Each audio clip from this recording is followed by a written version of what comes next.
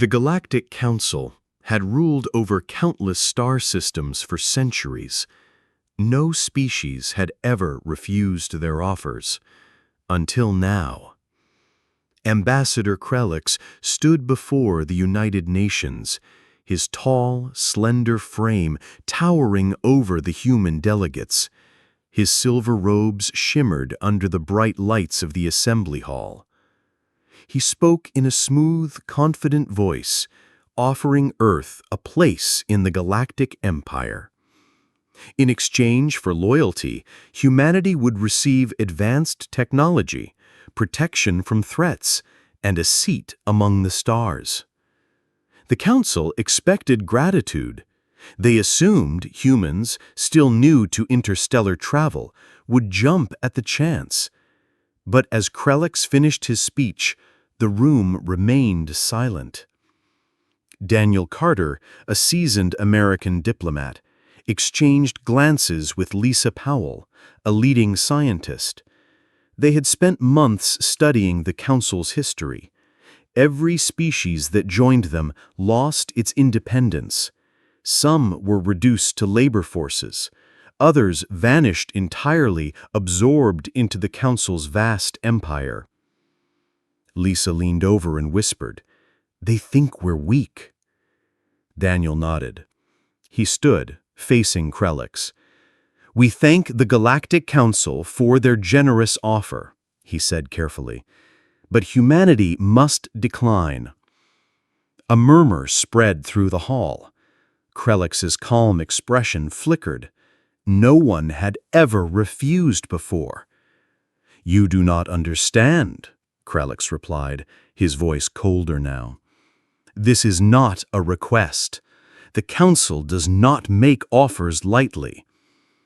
"And we do not accept them lightly," Daniel said firmly. "Earth chooses freedom." The alien's eyes narrowed. For a moment he seemed unsure, then he straightened, regaining his composure. "You will regret this decision," he said before turning and walking out. The moment the doors closed behind him, the room erupted. Some delegates cheered, others looked nervous. Lisa turned to Daniel. "They won't take this well." Daniel sighed. "No, they won't."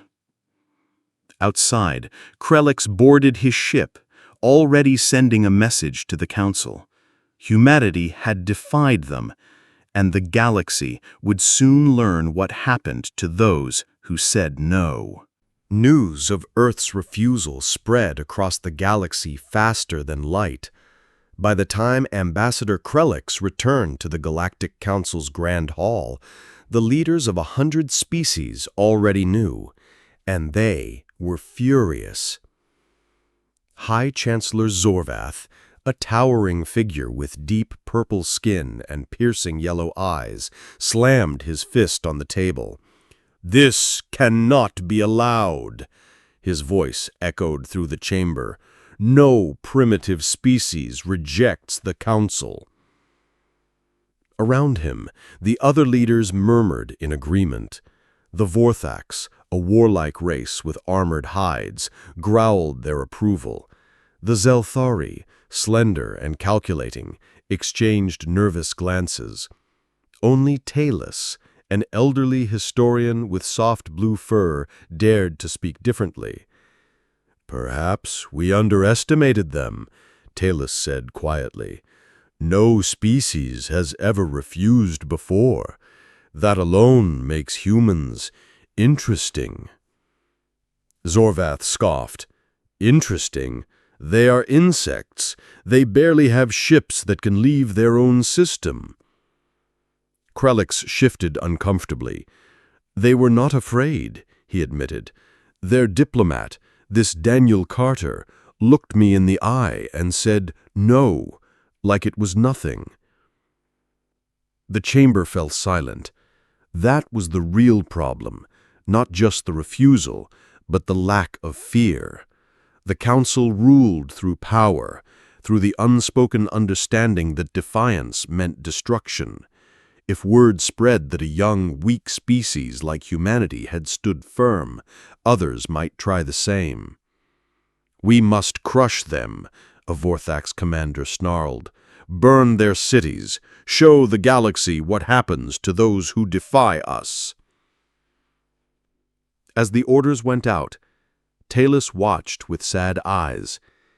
He had studied countless civilizations. The ones that fought back, even when outmatched, were always the most dangerous. Meanwhile, on Earth, Daniel Carter and Lisa Powell stood on a rooftop staring at the stars. "They're coming, aren't they?" Lisa asked. Daniel didn't answer. He didn't need to. Somewhere in the dark between the stars, ships were already moving, and humanity would have to face them alone. The Council's warships appeared without warning. 5 sleek, silver vessels emerged near Mars, their weapons glowing with deadly energy. Admiral Vexus, a hardened Vorthax warrior, smiled as he studied the primitive human defenses. This would be easy. On Earth, alarms blared. Military leaders rushed to command centers. Lisa Powell watched the live feed, her hands shaking. "They're here," she whispered. Captain Ryan Holt stood on the bridge of the EAS Defender, Earth's newest warship. His crew looked nervous. The Defender was fast, but no match for Council technology. At least, that's what the aliens thought. "Ready the new systems," Ryan ordered. His engineers had worked for months in secret, combining human ingenuity with stolen alien tech. The Defender hummed as strange engines powered up. Vexus opened a channel. "Surrender now," his deep voice growled, "or be destroyed." Ryan smirked. "Sorry, we're fresh out of surrender." The battle began. Council ships fired first, but the Defender moved faster than expected, dodging the blasts. Human missiles streaked toward the alien vessels, but these weren't ordinary weapons. They exploded in flashes of bright light, scrambling the Council ship's systems. "What is this?" Vexus roared as his screens flickered. Lisa watched from Earth, gripping her chair. Her team had designed those missiles, not to destroy, but to disrupt. The Council relied on perfect technology. Humans fought dirty. Ryan pushed his advantage. The Defender spun sharply, firing again. One Council ship's engines failed. Another drifted helplessly. The remaining 3 regrouped, but their formation was broken. Vexus couldn't believe it. These monkeys were winning? His pride warred with common sense. With 2 ships disabled and the humans fighting like demons, retreat was the only option. "Fall back!" he snarled. As the alien ships jumped away, cheers erupted across Earth's defense networks. Ryan let out a long breath. They had won the first fight, but he knew this wasn't over. Lisa turned to Daniel, her eyes bright. "They thought we'd roll over. Now they know. Humans bite back." Somewhere in the galaxy, the Council was learning the same lesson, and they didn't like it one bit. The Council chamber buzzed with angry voices. Admiral Vexus stood before the leaders, his pride wounded. "The humans fight like cornered animals," he growled. "They have tricks we didn't expect." High Chancellor Zorvath's purple skin darkened with rage. "You lost to primitives?" Before Vexus could respond, Talus the historian spoke up. "I warned you. Humans don't think like other species. When backed into a corner, they become unpredictable." The warlike Draxan representative slammed his clawed fist on the table. "We should glass their planet, turn Earth to molten rock." But the Luminari delegates, their glowing forms pulsing with concern, disagreed. "Violence begets violence," their leader whispered. "Perhaps we should talk with them." Zorvath looked around the divided council. This was worse than defeat. This was doubt creeping in. If the council showed weakness, other worlds might rebel too. Meanwhile, on Earth, Daniel Carter studied the reports from the battle. "They'll be back," he told Lisa, "and next time with more ships." Lisa nodded, scrolling through data. "But look at this. Their ships hesitated when we disrupted their systems. They rely too much on perfect technology." She grinned. "We can use that." In secret meetings across the globe, human engineers worked day and night. They took apart captured alien tech, learning its secrets. Soldiers trained for ground combat, expecting the worst. Back in the council chambers, the arguments grew louder. The Draxans demanded total war. The Luminari pleaded for peace. Other species took sides, some secretly wondering if humans might actually win. Talus watched it all unfold with growing concern. The mighty Galactic Council, united for centuries, was cracking, and all because of one stubborn species who refused to bow. As Earth prepared for the coming storm, Daniel received a strange message, encrypted, untraceable. It contained Council military plans and a single word: hope. Someone in the Council was helping them. The game had just changed. The encrypted message changed everything. Daniel Carter stared at the screen, reading the Council's battle plans over and over. "This is either a miracle," he muttered, "or a trap." Lisa Powell leaned over his shoulder, her eyes scanning the data. "Look at these ship movements. If this is real, we could hit them where it hurts." They brought in Greg Morris, a quiet computer expert with a talent for breaking codes. He worked through the night, tracing the message's path. "It's clean," he finally announced, "and it came from inside the Council's own network." That meant one thing: they had an ally. Someone powerful enough to access military secrets. Someone who wanted the Council to fall. Across Earth, preparations began. Shipyards worked non-stop, building new vessels with stolen alien tech. Soldiers trained with weapons reverse-engineered from captured gear. But the real plan was simpler and more dangerous. "We don't need to beat them in battle," Lisa explained to world leaders. "We just need to show the galaxy the Council isn't invincible." Greg and his team prepared their attack, not with weapons, but with information. They hacked into the Galactic Communication Network, ready to broadcast Earth's message to every corner of known space. When the Council's second fleet arrived, humanity was waiting. The battle was fierce. Human ships fought bravely but were outmatched. Just as it seemed hopeless, Greg activated the broadcast. Images flooded the galaxy, videos of Council atrocities, records of conquered worlds, proof of their tyranny. The message was simple: "You are not alone. Stand with us."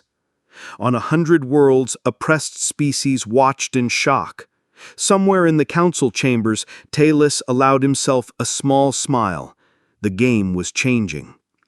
Admiral Vexus, commanding the attack, received frantic messages. Rebellions were breaking out. Council ships were abandoning their posts. "What have you done?" he screamed at the human defenders. Captain Ryan Holt, bleeding but still standing, grinned. "We gave them a choice."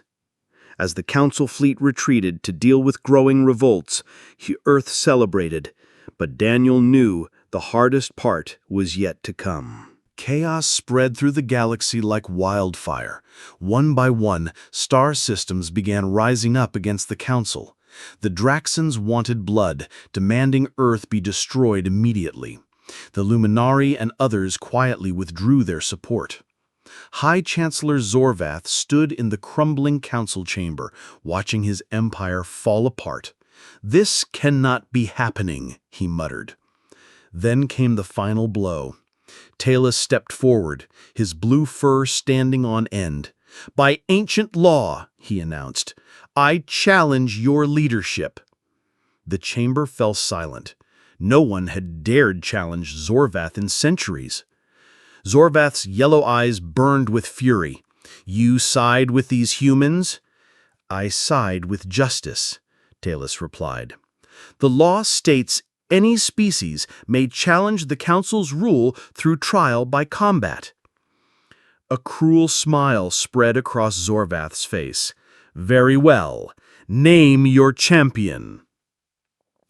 Talus surprised everyone. I choose the humans. Let them send their champion to face yours. On Earth, Daniel received the message. They want what? He asked in disbelief. Lisa studied the ancient laws. It's a loophole. If we win, the Council falls. If we lose, we all die, Daniel finished. He looked around the room. We need our best fighter. But Talus's next message changed everything. The combat need not be physical, it can be a battle of wits. Daniel's stomach dropped. They wanted him. The arena was massive, filled with representatives from every species. Zorvath towered over Daniel, confident in his victory. Let us see how clever humans really are, Zorvath sneered. The challenge was simple. Solve an impossible puzzle neither could prepare for. Daniel studied the strange alien device before them, his mind racing. As Zorvath struggled, Daniel noticed something. The puzzle wasn't a test of intelligence, but of empathy. The solution required understanding others' pain. When Daniel solved it first, the chamber erupted. Zorvath screamed in rage as his own laws forced him to surrender power. Talus approached Daniel. Your species fights not just with weapons, but with heart. That is why you won. As Daniel returned to Earth, the Galactic Council collapsed behind him. The galaxy would never be the same. The fall of the Galactic Council sent shockwaves across the stars. For the first time in centuries, worlds breathed freely. Former council members scrambled to make peace, while others reached out to Earth, curious about the species that had defied impossible odds. Daniel Carter stood on the observation deck of Earth's first interstellar embassy, watching ships from dozens of species come and go. It still felt unreal. Lisa Powell joined him, holding a datapad filled with alliance requests. They're calling it the Galactic Union, she said, and they want us to help lead it. Daniel shook his head. We fought to be free, not to rule.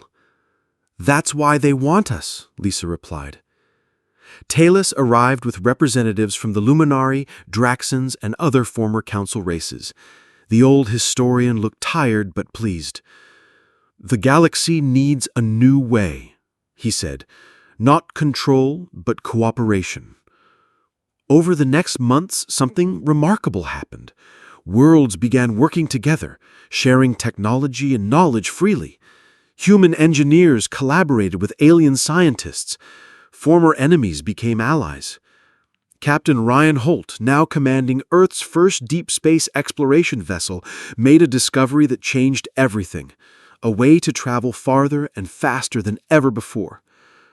The stars are ours now, he radioed back home. On Earth, people celebrated but remained cautious. They remembered how quickly power could corrupt. The new Galactic Union would be different. There would be no central control, no forced obedience, just planets working together because they chose to. As Daniel looked up at the night sky, now filled with unfamiliar constellations from alien visitors, he smiled. The Council had panicked when humanity said no. Now the whole galaxy was learning the power of that simple word and the strength that came with freedom. The story spread from world to world, growing with each telling. Not the story of a great military victory, but of something far more dangerous to tyrants everywhere. The story of a small, stubborn planet that looked at the mightiest force in the galaxy and said no, and changed everything.